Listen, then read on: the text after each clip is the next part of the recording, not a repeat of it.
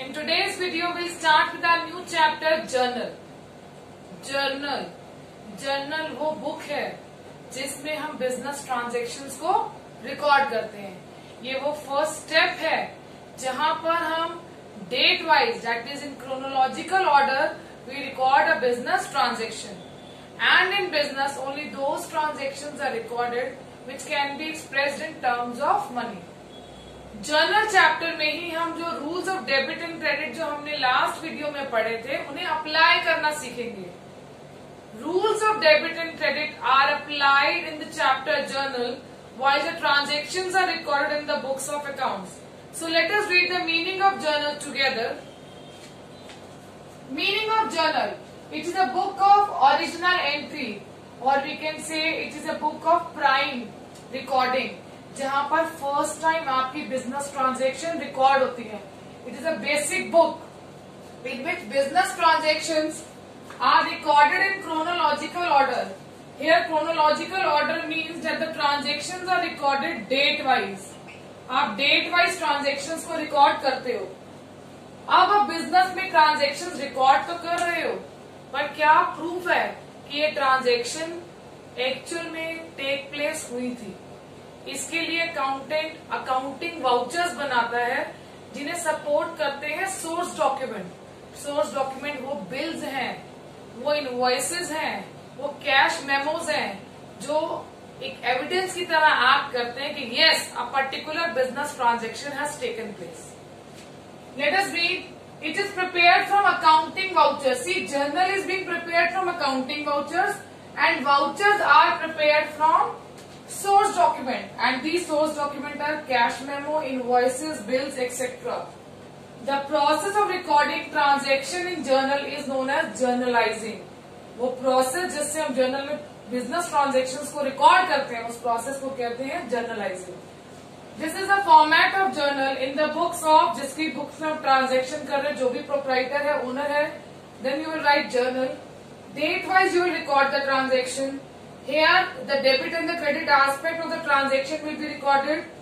Ledger folio states the page of ledger where these journal entries are being posted. Debit amount and credit amount. Before starting journal entries की starting करने से पहले there are certain things that we have to keep in mind. कुछ ऐसी चीजें हैं जिसमें बच्चे confuse हो जाते हैं. They are in dilemma while attempting paper कि whether we should do this way or that way, क्या correct है. तो ऐसे कुछ पॉइंट जहां बच्चों को कंफ्यूजन आती है, that I would like to clear. First point is when a transaction of sale and purchase has taken place. बहुत बार ऐसा होता है सेल परचेज की एंट्री को रिकॉर्ड करते टाइम बच्चे को ये बात समझ में नहीं आती whether this transaction has taken place in cash or on credit basis. अब कैसे आइडेंटिफाई करेंगे, कैसे हम कॉन्फिडेंट होंगे कि ये ट्रांजैक्शन कैश ट्रांजैक्शन है या ये ट्रांजैक्शन क्रेडिट ट्रांजैक्शन है? Let us read it together and understand. A transaction of sale और purchase where the name of the seller and buyer is given.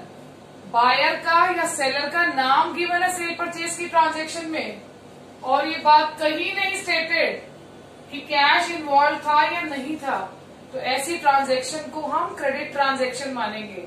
Late us do one example. Sold goods to X. X को goods बेचे हैं, हमें यहाँ पर buyer का नाम given है, name is given, but it is nowhere mentioned whether cash is involved or not. इसको समझने का एक बहुत ही इजी तरीका है. हमें किसी भी कस्टमर का नाम कब याद रहता है? मेरी शॉप पर रोज के हजारों कस्टमर आते हैं, बट अगर वो कैश में डील करते हैं तो मुझे नाम याद रखने की नीड नहीं है. नेम हम तभी रिकॉल करते हैं बार बार जब उस कस्टमर ने हमसे गुड्स तो खरीदे बट हमें कैश नहीं दिया. Like in this transaction, the name of the customer is given. Sold goods to X. Cash involved है. बच्चा कंफ्यूज हो जाता है whether it is a cash transaction or not. It is not a cash transaction. It is an entry of credit sale. Let us take another example. Purchase goods from Y. Y से goods खरीदे हैं. अब हमें supplier का name given है. क्या cash involve है? इस बारे में हमारे पास कोई इंफॉर्मेशन नहीं है. अगर नहीं information given that means cash is not involve. और हमें इंफॉर्मेशन क्या गिवन है? बायर या सेलर का नेम गिवन है. नाम तभी है जब उधारी है. So this is a transaction of credit purchases. Customer भूलेगा नहीं क्योंकि पैसा लेना है. सप्लायर भी नहीं भूले क्योंकि छुपना भी तो है. याद किस लिए सप्लायर का नाम? उधार गुड्स खरीद लिए हैं, अब छुप इसलिए रहे हैं क्योंकि हमें उसे पैसा देना है. So it is a credit transaction. Coming to the next point, a transaction of sale और purchase where the name of the seller और बायर इज गिवन. अब देखो इस केस में भी बायर और सेलर का नाम गिवन है, but it also state that cash is involve. But आगे ये भी लिखा कि कैश इन्वॉल्व है. इसी एग्जाम्पल को हम थोड़ा सा एक्सटेंड करते हैं. Sold goods to X on cash basis.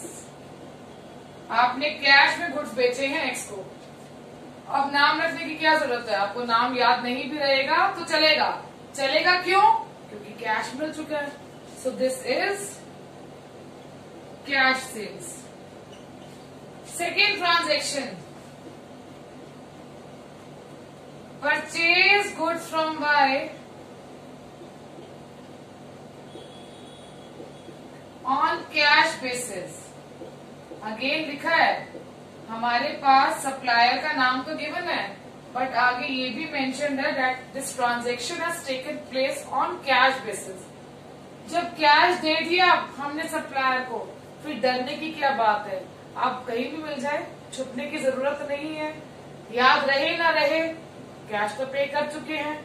यानी अगर आपको बायर के लिए या सेलर के लिए ट्रांजैक्शन में नेम के साथ कैश का इन्वॉल्वमेंट गिवन है, then it is a cash transaction. This is a cash transaction. I hope both the cases are clear to you. Coming to our third point. Third point कह रहा है again, there is sale and purchase of goods. But in this case, ना तो हमें question में mentioned है buyer या supplier का नेम, और ना ही हमें पता है whether cash is involved or not. Again बच्चा कंफ्यूज हो सकता है कि भाई जहाँ ना सप्लायर का नाम है ना बायर का नाम है, तो इसको क्रेडिट मानूं या कैश मानूं? और कैश का इन्वॉल्वमेंट भी नहीं पता. इस केस में where the name of the buyer and seller is not given and even if it is not mentioned whether cash is involved और नॉट, we always assume that it is a cash transaction.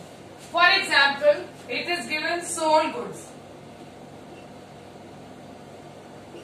Goods बेचे हैं, ना तो buyer का नाम given है, ना हमें मेंशन्ड है कि कैश इन्वॉल्व है या नहीं. तो अब इसको क्या ट्रांजैक्शन मानेंगे? It will be a cash sales. मैंने पहले ही बोला बायर कब याद नहीं रहेगा? जब सेल कैश में होगी. अगर कैश नहीं भी लिखा और आप कह रहे हो आज हमने 1000 की सेल की है और किसी भी कस्टमर का नाम नहीं ले रहे, यानी सारी की सारी ट्रांजैक्शन कैश बेसिस पर हुई है. सिमिलरली परचेज गुड्स, आपने गुड्स खरीदे हैं, ना ही सप्लायर के बारे में कोई इंफॉर्मेशन है, ना ही क्वेश्चन में लिखे वेदर कैश इज इन्वॉल्व और नॉट. अगेन डरने की जरूरत नहीं है सप्लायर से. क्यों? क्योंकि हम पहले ही पैसा दे चुके हैं. Therefore it will be a cash purchase. Now coming to our fourth point, when fixed assets are sold, आप assets को बेच रहे हो, goods को नहीं बेच रहे हो. We know that when we sell goods, we use word sales for them. ध्यान से मेरे सेंटेंस को सुनो. When we sell goods, it is termed as sales, यानी सेल्स वर्ड गुड्स की सेल के लिए यूज होता है। अगर आप फिक्स एसेट की सेल कर रहे हैं तो उसके लिए क्या वर्ड यूज होगा? उसके लिए एसेट अकाउंट ही अफेक्ट होगा। You can not use word sale. Sale word उन मटेरियल के लिए यूज होता है, उन आइटम्स के लिए यूज होता है जिसमें बिजनेस डील कर रहा है। एसेट में बिजनेस डील नहीं कर रहा है। फिक्स एसेट एक बिजनेस ने रीसेल की इंटेंशन से नहीं खरीदी थी, and it is not a dealer. Business is not a dealer of that asset, that fixed asset. Therefore, in that case, instead of crediting sales account, we have to credit fixed asset account. Sale of fixed asset. Do not credit sales account. बच्चे कई बार ऐसा करते हैं, sale of furniture sales account को credit कर देते हैं, जबकि आपको क्रेडिट किसको करना है? फर्नीचर अकाउंट को। सेल ऑफ फर्नीचर में आप किससे क्रेडिट करेंगे? फर्नीचर अकाउंट को। You will not credit sales account, क्योंकि आप फर्नीचर के डीलर नहीं हो जो आप फर्नीचर की जगह सेल्स लिख दोगे। Then it will be an error of principle, कि आपको अकाउंट्स के प्रिंसिपल ही क्लियर ही नहीं है, आपको कॉन्सेप्ट ही नहीं क्लियर है। अगर आप एसेट सेल कर रहे हो तो आप सेल्स को क्रेडिट नहीं करोगे, आप एसेट अकाउंट को क्रेडिट करोगे। सिमिलरली परचेज ऑफ एसेट, अगर आप फिक्स एसेट परचेज कर रहे हो, do not debit purchase account, क्योंकि परचेजेस वर्ड हम अगेन गुड्स की परचेज के लिए यूज करते हैं। एसेट की परचेज के लिए हम परचेजेस वर्ड यूज नहीं करते हैं। Like we purchase land, so we cannot write purchases for it. What account we will debit in this case? We will debit land account. I think these 3 points are clear to all of you.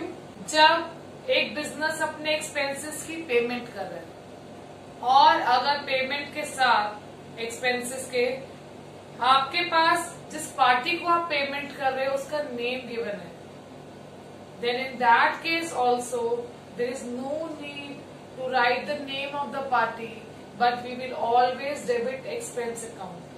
Let's say I paid salary to my maid Lakshmi. Now what I have written? Salary paid to Lakshmi. I will not debit Lakshmi's account. I will only debit expense, and my expense is salary. Let us read it together. When expenses are paid, even if the name of the party receiving or making payment is given, always account expense account. आपको हमेशा expense account को ही debit करना है। Let's say salary paid to Ram. हमने salary पे की राम को। Then in that case, instead of debiting Ram, we have to debit expense account, हम सैलरी के अकाउंट को ही डेबिट करेंगे। कमिंग टू 7th केस, जब एक प्रोप्राइटर एक ओनर बिजनेस में अमाउंट इन्वेस्ट करता है एज कैपिटल, तो आपको ओनर का नेम नहीं लिखना है, आपको ओनर की नेम की जगह उसके कैपिटल अकाउंट को क्रेडिट करना है। Let us read, whenever a proprietor brings और invest capital in a business, then his capital account needs to be credited. Owner का प्रोप्राइटर का नेम नहीं आएगा, हम किसको क्रेडिट करेंगे? उसके कैपिटल अकाउंट को, राइट? सिमिलरली अगर एक प्रोप्राइटर पर्सनल यूज के लिए बिजनेस से अमाउंट विड्रॉ करता है, that is his drawings, instead of debiting his name we have to debit drawings account. यानी अगर एक प्रोप्राइटर बिजनेस में से पर्सनल यूज के लिए पैसा निकालता है तो हमें किस अकाउंट को डेबिट करना है? ड्रॉइंग अकाउंट को, उसके नेम को डेबिट नहीं करना। Read, whenever a proprietor withdraws money from a business, then drawings account should be debited instead of proprietor's name. अगर पर्सनल यूज के लिए प्रोप्राइटर अमाउंट विथड्रॉ कर रहा है तो हमें ड्रॉइंग्स अकाउंट को डेबिट करना है, ना कि प्रोप्राइटर के नेम को। अब टाइम हम जर्नल एंट्रीज करेंगे, but before starting with journal entries हम एक बार फिर से rules of debit and credit को रिकैप करेंगे. There are two approaches for rules of debit and credit: traditional approach and modern approach. As per traditional approach, there are three types of account: real account, nominal account and personal account. Real account asset से relate करता है except debtors. और इसका rule क्या है? Debit what comes in, credit what goes out. Nominal account, it relates to expenses, income, losses, revenues. Debit all expenses and losses, credit all incomes and revenue. कोई भी gain हो रहा है, कोई भी इनकम हो रही है तो क्रेडिट होगी, कोई भी खर्चा हो रहा है, कोई भी लॉस हो रहा है तो डेबिट होगा. पर्सनल अकाउंट ये इंडिविजुअल, ऑर्गेनाइजेशन और इंस्टीट्यूशन से रिलेट करता है. यहाँ रिसीवर को डेबिट करना है और गिवर को क्रेडिट करना है. Coming to modern approach, there are 5 accounts: capital, liability, expense, assets and revenue. 5 तरह के अकाउंट्स हैं. अगर हम बात करें कैपिटल, लायबिलिटी और रेवेन्यू की, तो इनका ट्रीटमेंट सेम है. मैंने लास्ट वीडियो में भी बोला था, एक एस्पेक्ट अगर हम अच्छे से याद कर लें, capital, C for capital, C for credit. Capital का इंक्रीज क्रेडिट होता है. लायबिलिटी और रेवेन्यू का जो ट्रीटमेंट है it is same like capital. अगर कैपिटल क्रेडिट हो रहा है इंक्रीज में, तो लायबिलिटी और रेवेन्यू भी क्रेडिट होंगे. और when they are decreasing they will be debited. D for decrease, D for debit. Expense और assets just opposite of capital, liability and revenue. When expenses और assets are rising they will be debited and when they are falling they will be credited. Now it is your choice. आपको जोन सा भी इनमें से approach easy लगता है, आप उस अप्रोच से अपनी जर्नल एंट्रीज को पास करेंगे. I will use both the approach. I will give explanation of both the approaches. Let's see how much you are able to understand. Started business with cash. 1 lakh से हमने business शुरू किया. पहले हम ये देखते हैं कौन से 2 अकाउंट अफेक्ट होते हैं जो हम अकाउंटिंग इक्वेशन में कर चुके हैं. The 2 account that are being affected are cash account and capital account. जैसा कि मैंने आपको बताया, प्रोप्राइटर बिजनेस में अमाउंट इन्वेस्ट कर रहा है, फिर प्रोप्राइटर का नेम नहीं आएगा, उससे किसका नेम आएगा? कैपिटल का. वी कैन ऑल्सो सी जब बिजनेस स्टार्ट होगा, बिजनेस का कैश इंक्रीज हो रहा है, बिजनेस की कैपिटल भी इंक्रीज हो रही है. कैश क्या है? एसेट है. एसेट का इंक्रीज क्या होगा? Debit. So what we will do? Cash account debit, capital भी इंक्रीज हो रही है और कैपिटल का इंक्रीज क्या होगा? Credit. For debit we will write DR, for credit we write 2 and the amount is 1 lakh. 1 lakh on both debit as well as credit side. Here we can write our date. We can make a column for ledger folio. I'm not drawing the format. I'm just explaining you the journal entries. अगर अब मैं इसको traditional approach से देखूं, debit what comes in, what comes in has been debited. Capital account है represent the proprietor और proprietor is the giver, so credit the giver. Now it is your choice. अगर आपको मॉडर्न अप्रोच से easy लग रहा है, you can follow modern approach. If you find traditional approach easy, then you can do it with traditional approach.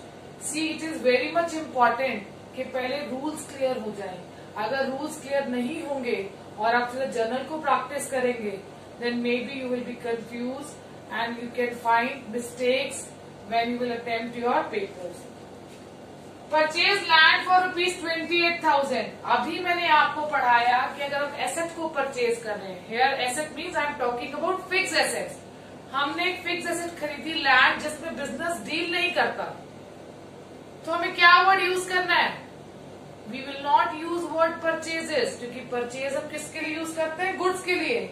यहाँ हम क्या purchase कर रहे हैं? लैंड. यानी एक अकाउंट तो मेरा लैंड है जो अफेक्ट हो रहा है, बट क्या यहाँ मुझे सप्लायर का नेम गिवन है?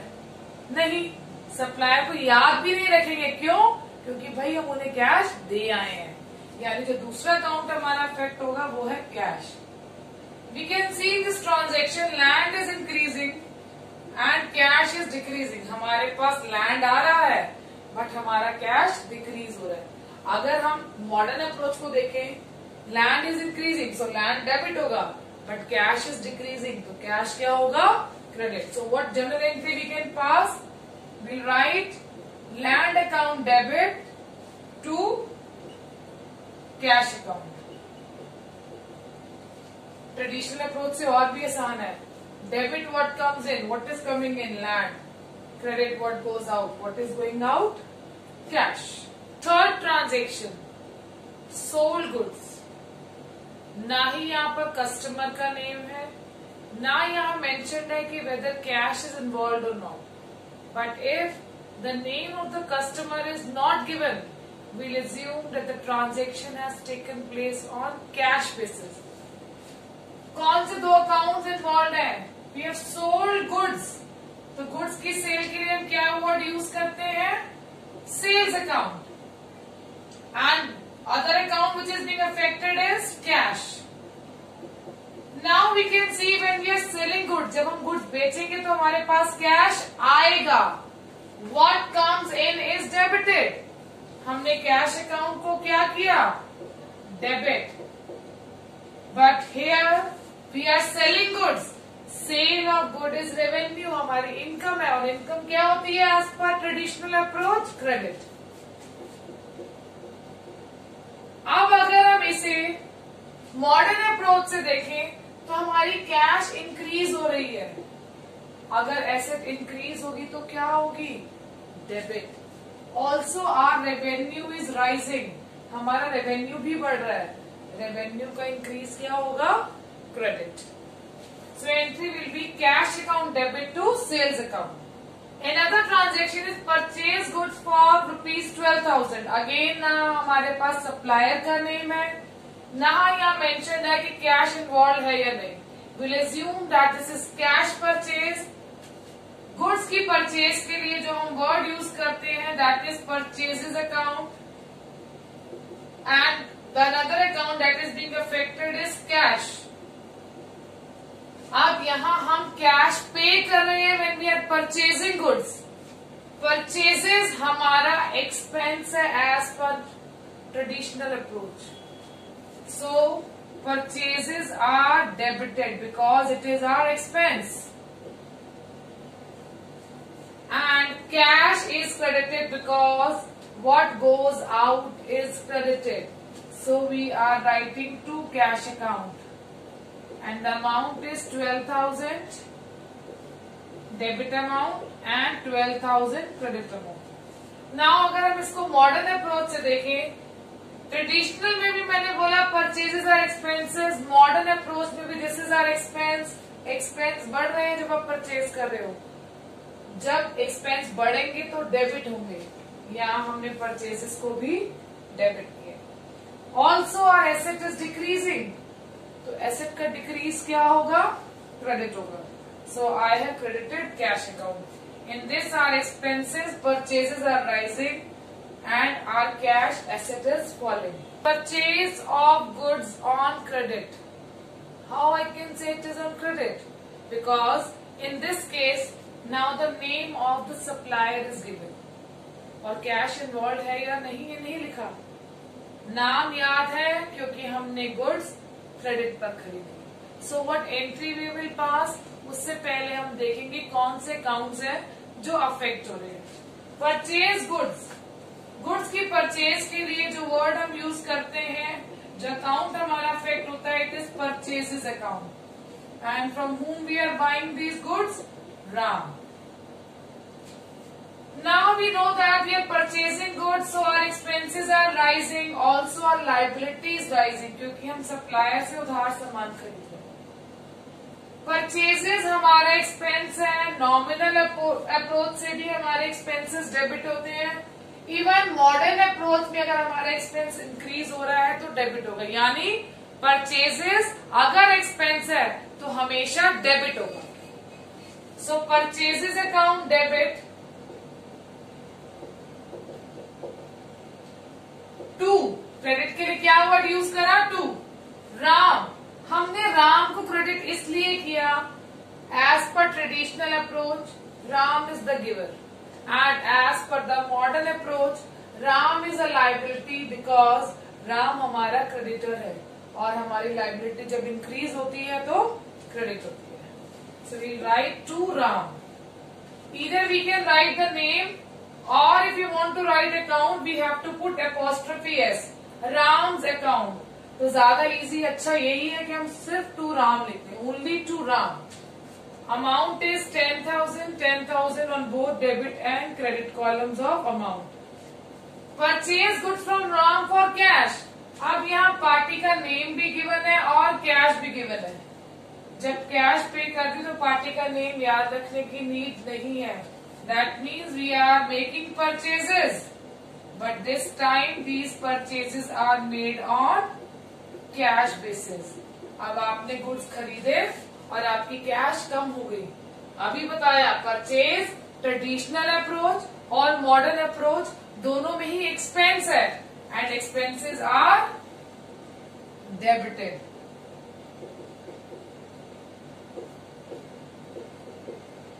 Now what is going out? Cash is going out, इसलिए कैश क्या होगा? क्रेडिट. गोइंग आउट बोलो या डिक्रीज बोलो, दोनों ही केसेस में हमारा जो कैश है वो क्रेडिट होगा. So we'll write to cash account. Similarly, now when we are selling goods, name of the party is given. Involvement of cash is not specified. नहीं given कि cash involved है या नहीं, सिर्फ नाम given है. नाम तभी याद है क्योंकि ट्रांजेक्शन क्रेडिट पर हुई है. We are selling goods, so sales account will be affected and Gopi's account will be affected. Right? When we are selling goods, sale हमारा रेवेन्यू है, ट्रेडिशनल अप्रोच से भी मॉडर्न अप्रोच से भी. And when we are selling हमारा revenue बढ़ेगा, हमारी income बढ़ेगी. तो नॉमिनल अकाउंट से अगर हम देखें तो हमारे रेवेन्यू या इनकम क्रेडिट होते हैं. And even from modern approach revenues are credited. तो सेल्स तो क्रेडिट होगा. डेबिट किसको करेंगे आप? Who is the receiver? किसको गुड्स मिल रहे हैं? Debit the receiver. Receiver is Ram. Sorry, it's Gopi. Gopi is a receiver as per traditional approach. Also he is our debtor. और debtor हमारी क्या है? Asset. और अगर हमारी asset increase होगी तो क्या होगी? Debit होगी. So we will debit Gopi's account. I am not writing Gopi's account. I am just writing Gopi. Amount is 29,000. 29,000.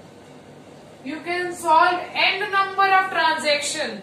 अगर आपको हर बिजनेस आइटम का क्लासिफिकेशन पता है कि वो कैपिटल, लायबिलिटी, एक्सपेंस और रेवेन्यू में से किस हेड में क्लासिफाई होगा, and you also through with the approaches traditional और मॉडर्न. कोई एक भी कर लो आप जनरल के लिए, but you should be thorough with the rules of that particular approach. And number of business transactions आ जाए, आपका क्वेश्चन कभी गलत नहीं होगा अगर आपको rules of debit and credit clear है. Our a transaction is good return to Mohan. Mohan को गुड्स वापस किए हैं. कौन से गुड्स वापस किए होंगे मोहन को? ऑब्वियसली हमने मोहन से कुछ खरीदा होगा, वही हम उसे अब क्या कर रहे हैं? वापस करने के रीजन बहुत से हो सकते हैं. हो सकता है गुड्स एज पर स्पेसिफिकेशन नहीं है, हो सकता है गुड्स डिफेक्टिव है. Whatever be the reason, but we are returning goods back to Mohan. First of all we have to see what accounts are being affected. One account is Mohan's account and the second account is purchase return. खरीदा हुआ सामान वापस कर दिया.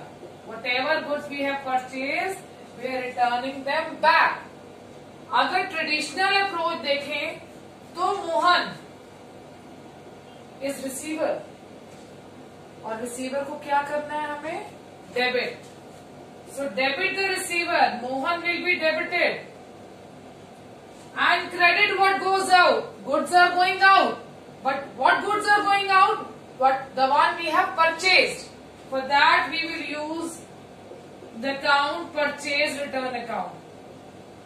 अब इसी को अगर हम मॉडर्न अप्रोच से देखें तो मॉडर्न अप्रोच से मोहन जो हमारी लायबिलिटी था, हमारा सप्लायर था, जिसने हमें गुड्स सप्लाई किए थे क्रेडिट पर, हमने उन्हें गुड्स वापस कर दिए। और अगर हमारी लायबिलिटी डिक्रीज हो रही है तो क्या होगी? डेबिट। द सेम टाइम हमने जो गुड्स परचेज किए थे वो हमारे एक्सपेंस थे, वापस करने से गुड्स को हमारे एक्सपेंस कम हो गए, और अगर हमारे एक्सपेंसेस डिक्रीज होंगे तो क्या होंगे? क्रेडिट होंगे। So what will be the entry? It will be Mohan debit to purchase return, 1000 will be written on the debit side of the amount column and 1000 on the credit side. Next entry is good returned by Sohan. Sohan ने goods वापस किए हैं। सोहन ने हमें कौन से goods वापस किए होंगे? जो उसे हमने सेल किए हैं। जो गुड्स सेल हुए थे सोहन को ऑन क्रेडिट, हो सकता है वो गुड्स एज पर स्पेसिफिकेशन नहीं थे या डिफेक्टिव थे, सोहन ने वो गुड्स हमें वापस कर दिए। So what is coming in? Goods are coming in. For that we will use word sales return account. And who is the giver? Sohan, हमारा डेटर, उसने हमें हमारे गुड्स वापस कर दिए। Starting with traditional approach first, credit the giver. तो giver कौन है? सोहन। सोहन क्या होगा? क्रेडिट होगा।